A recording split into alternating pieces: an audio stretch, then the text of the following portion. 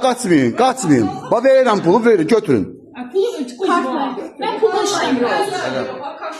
Ha, pul yazmışsınız ki burada bak ödəniş 5 manat ödəniş edir. Bak.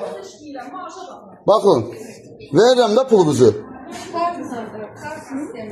Bak bak gizlənirlər. Niye gizlənirsiniz? Dövlət deyil bura. Dövlət deyil. Niye gizlənirsiniz? Albi çekilir. Ehtiyac yok. Polis çağırırlar.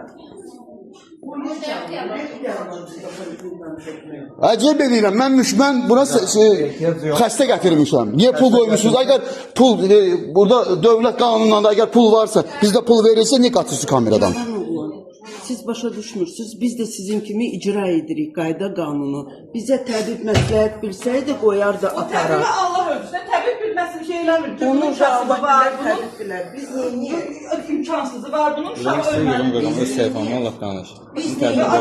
Ha, niyə danışmıyor? Yox, yox, əgər şey, niyə qaçırlar kameradan? Ha, baba gizlənir, bak. Baba gizlənir, kameradan gizlənir. Gizlənir. Niyə gizlənir? Bak pulu verirəm da, bak pulu verirəm. Buna ehtiyac yoktur. Pul verirəm. Ha, polis gəlib səni tutacaq, məni yox. Rüşvət alırsınız. Biz 5 manat rüşvət olur. Bəbə, hamıdan alırsınız da. Su və Eğitim Mərkəzinin